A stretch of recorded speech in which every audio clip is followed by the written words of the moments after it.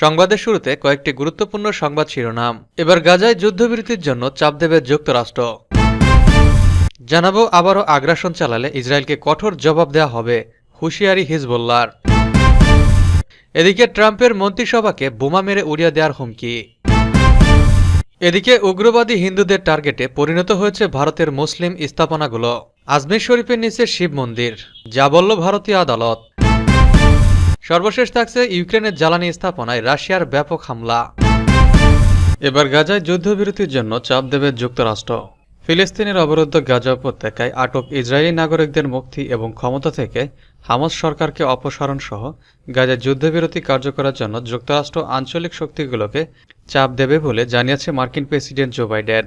প্রায় 14 মাসের সংঘাতের অবসান ঘটিয়ে লেবাননের সশস্ত্র প্রতিরোধ গোষ্ঠী হিজবুল্লাহ ও যুদ্ধবাজ ইসরায়েলের মধ্যে বহুল কাঙ্ক্ষিত যুদ্ধবিরতি কার্যকর হওয়ার কয়েক ঘণ্টা পর মাইক্রো ব্লগিং সাইট এক্সে এসব কথা বলেন মার্কিন প্রেসিডেন্ট। এদিকে লেবাননের মতো গাজায় অনুরূপ যুদ্ধবিরতি হবে এমনটাই আশা করছিল ফিলিস্তিনের স্বাধীনতাকামী সশস্ত্র সংগঠন ও গাজার নির্বাচিত সরকার হামাস। কিন্তু যুদ্ধবিরতি কার্যকরের ক্ষেত্রে ইসরায়েল যে সব প্রস্তাব দিয়েছে তা প্রত্যাখ্যান করে আসছে সংগঠনটি। হামাস বলছে ইসরায়েলের শর্ত মেনে গাজায় যুদ্ধবিরতি কার্যকর করার অর্থ হল নেতানিয়াহু সরকারের কাছে আত্মসমর্পণ করা। এর আগে গেল বছরের অক্টোবর মাসের 7 তারিখে ইসরায়েলে এই দশকের সবচেয়ে বড় সামরিক অভিযান চালায় গাজার হামাস সরকার। এর পরপরই গাজায় বিমান হামলা ও স্থল হামলা শুরু করে ইসরায়েল। এই আগ্রাসনে 45,000-এর বেশি ফিলিস্তিনি নিহত হয়েছেন, যাদের অধিকাংশ নারী ও শিশু। এছাড়া আহত হয়েছেন 1 লাখের বেশি মানুষ। হামাসের ওই অভিযানের সময় ইসরায়েল থেকে 251 জনকে আটক করা হয়। পরে আটকদের গাজায় নিয়ে যায় হামাস। বুধবার নিজের এক্স হ্যান্ডেলে বাইডেন লেখেন, আসন্ন দিনগুলোতে মার্কিন যুক্তরাষ্ট্র, তুরস্ক, মিশর, কাতার, ইসরায়েল ও অন্যান্যদের সাথে নিয়ে বন্দী মুক্তি এবং হামাসকে ক্ষমতায় না রেখে যুদ্ধের অবসান ঘটাতে গাজায় যুদ্ধবিরতি অর্জনের জন্য চাপ দেবে মার্কিন সরকার। তবে লেবাননের যুদ্ধবিরতি কার্যকর হওয়ায় ইতিবাচক প্রতিক্রিয়া জানিয়েছে হামাস। হামাস নেতা বাসেম নাইন বিবিসিকে বলেছেন, আমরা ভ্রাতৃপ্রতিম লেবাননের জনগণের অটলতা এবং ফিলিস্তিনি জনগণের সাথে তাদের অবিচ্ছিন্ন সংহতি প্রকাশ করি। রাজনৈতিক বিশ্লেষকরা বলছেন, গাজায় যুদ্ধবিরতি কার্যকরের ক্ষেত্রে 3টি শর্তের উপর জোর দিচ্ছে হামাস। সেগুলো হলো গাজা থেকে দখলদার ইসরায়েলি বাহিনী প্রত্যাহার, একটি স্থায়ী যুদ্ধবিরতি এবং গাজার পুনর্গঠন। আপাতত হামাস আত্মসমর্পণের শর্তে রাজি নয়, জানিয়ে মধ্যপ্রাচ্যের একাধিক সূত্র বলছে আলোচনার রাস্তা আরও সংকীর্ণ হয়ে আসছে, কারণ উভয় পক্ষের মধ্যে ব্যবধান আরও গভীর হয়েছে এবং সংঘাত বেড়েছে।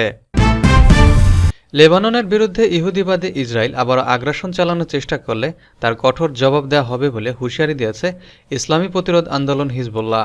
সংগঠনটির হাজার হাজার সফল অভিযানে দিশেহারা হয়ে তেল আবিব হিজবুল্লাহর সঙ্গে যুদ্ধবিরতি চুক্তি করতে বাধ্য হওয়ার পর বুধবার এ হুঁশিয়ারি দেয় প্রতিরোধ আন্দোলন।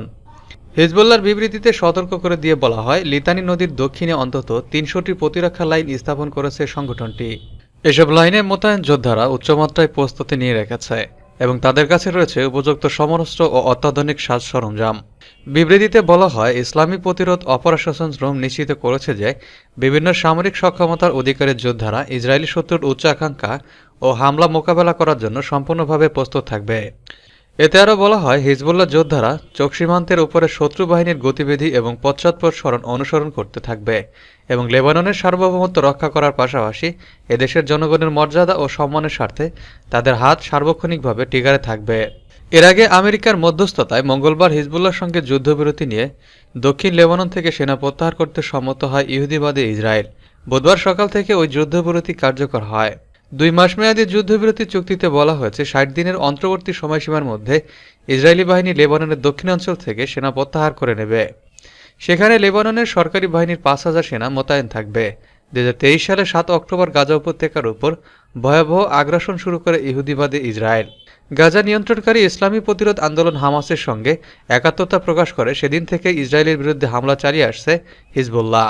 তাদের হামলায় উত্তর ইসরায়েলের অন্তত 6,000 ইহুদিবাদী অভিবাসী বাস্তুচ্যুত হয়েছে।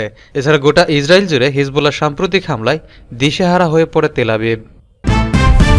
ট্রাম্পের মন্ত্রিসভাকে বোমা মেরে উড়িয়ে দেওয়ার হুমকি। যুক্তরাষ্ট্রের প্রেসিডেন্ট নির্বাচন জয় পেয়েছেন সাবেক মার্কিন প্রেসিডেন্ট ডোনাল্ড ট্রাম্প। এরপর নতুন সরকারের মন্ত্রিসভায় বিভিন্ন জনের নাম আসছে সামনে। এর মধ্যে ট্রাম্পের মনোনীত বেশ কয়েক মন্ত্রীকে বোমা হামলার হুমকি দেওয়া হয়েছে। বৃহস্পতিবার বিবিসির এক প্রতিবেদনে এ তথ্য জানানো হয়। মার্কিন কেন্দ্রীয় গোয়েন্দা সংস্থা এফবিআই জানিয়েছে, তাদের নজরে এ ধরনের বেশ কয়েকটি হুমকি ও ভুয়া ফোন কল এসেছে। এসব ফোন কলে মনোনীত মন্ত্রীদের বাড়িতে পুলিশ পাঠানোর মতো পরিস্থিতি তৈরি হয়েছে। বিবিসির প্রতিবেদনে জানা যায় অন্তত ৯ জন মনোনীত মন্ত্রীকে এ ধরনের হুমকি দেওয়া হয়। এসব মন্ত্রীরা ট্রাম্পের প্রতিরক্ষা, আবাসন, কৃষি ও শ্রম মন্ত্রণালয়ের দায়িত্ব পেয়েছেন। এছাড়া জাতিসংঘে ট্রাম্পের মনোনীত মার্কিন রাষ্ট্রদূতকেও বোমা হামলার হুমকি দেওয়া হয়। পুলিশ এরই মধ্যে এসব ঘটনার তদন্ত শুরু করেছে। ট্রাম্পের ট্রানজিশন টিমের একজন মুখপাত্র ক্যারোলিন লেভিট জানান, ট্রাম্পের মনোনীত ব্যক্তিরা এবং তাদের পরিবার হিংসাত্মক ও বিদেশি হুমকির লক্ষ্যবস্তুতে পরিণত হয়েছে। এসব ব্যক্তির নিরাপত্তা নিশ্চিত করতে আইনশৃঙ্খলা রক্ষাকারী বাহিনী দ্রুত পদক্ষেপ নিয়েছে বলে জানিয়েছেন তিনি। তিনি বলেন, কোনো ধরনের বিপজ্জনক আক্রমণ রিপাবলিকানদের নির্দিষ্ট লক্ষ্যবস্তু থেকে দূরে রাখতে পারবে। উগ্রবাদী হিন্দুদের টার্গেটে পরিণত হয়েছে ভারতের মুসলিম স্থাপনাগুলো। এর আগে জ্ঞানব্যাপী মসজিদ হিন্দুদের মন্দির বলে দাবি করেছিল একদল হিন্দুত্ববাদী। তাজমহলের নিচে মন্দির রয়েছে বলেও প্রচার করেছে তারা। এজন্য তাজমহল ভেঙে নিচে কি আছে দেখার দাবি করেছে। এসব দাবি এখনো পূরণ হয়নি। এবার ভারতের রাজস্থানের আজমেরি জেলার বিখ্যাত আজমের শরীফের নিচে মন্দির আছে এমন দাবি করে আদালতে পিটিশন দায়ের করেছে হিন্দুত্ববাদী সংগঠন হিন্দু সেনা। গত সেপ্টেম্বরে এই পিটিশন দায়ের করার পর আজমেরের একটি আদালত দাবিটি খতিয়ে দেখার নির্দেশ দিয়েছে। বুধবার ভারতীয় সংবাদ মাধ্যম এনডিটিভিকে এক প্রতিবেদনে এ তথ্য জানিয়েছে। প্রতিবেদনে বলা হয়েছে, আজমির শরীফের নিচে শিব মন্দির রয়েছে। উত্তরপ্রদেশের সম্ভালের জামে মসজিদ বিতর্কের পরপরই হিন্দুত্ববাদীর এই দাবির সপক্ষে আর্জি গ্রহণ করলেন আদালত। এ বিষয়ে নিজ নিজ মতামত জানাতে বুধবার সব পক্ষকে নোটিশ দিয়েছে আজমির পশ্চিম দায়রা বিচারক সিনিয়র ডিভিশন মনমোহন চান্দেল। তিনি দরগা কমিটির সংখ্যালঘু বিষয়ক দপ্তর এবং ভারতের পুরাতাত্ত্বিক সর্বেক্ষণকে নোটিশ দিয়ে পরবর্তী শুনানির দিন হাজিরার নির্দেশ দেন। রাজস্থানের আজমিরে খাজা মঈনুদ্দিন চিশতির এই দরগা আকবরের আমল থেকে বিখ্যাত। প্রতিবছর দেশ দেশান্তর থেকে বহু ধর্মপ্রাণ মানুষ এখানে আসেন। সেই আজমির শরীফের নিচে শিব মন্দির ছিল বলে হিন্দুরা দাবি তুলেছে। মামলাটি গ্রহণ করে আদালত পরবর্তী শুনানির দিন ধার্য করেছে আগামী ৫ ডিসেম্বর। হিন্দু সেনার পক্ষ থেকে বিষ্ণুগুপ্তা দাবি করেছেন, আমাদের দাবি হলো আজমির শরীফকে সংকটমোচন মহাদেব মন্দির হিসেবে ঘোষণা করতে হবে।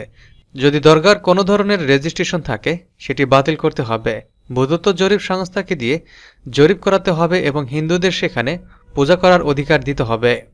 এনডিটিভির প্রতিবেদনে আরও বলা হয়েছে, আদালতকে দায়ের করা পিটিশনে ১৯১১ সালে অবসরপ্রাপ্ত বিচারক হারবিলাস সারদার লেখা একটি বইয়ের উদ্ধৃতি দেওয়া হয়েছে।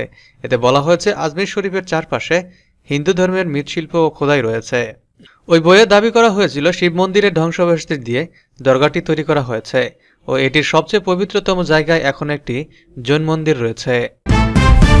ইউক্রেনের জ্বালানি অবকাঠামোতে ব্যাপক হামলা চালিয়েছে রাশিয়ান বাহিনী। ইউক্রেনের জ্বালানি মন্ত্রীর বরাত দিয়ে বৃহস্পতিবার এই তথ্য জানিয়েছে বিবিসি। প্রতিবেদনে বলা হয়েছে, রুশ বাহিনীর হামলায় বিভিন্ন শহরে বিস্ফোরণ হয়েছে।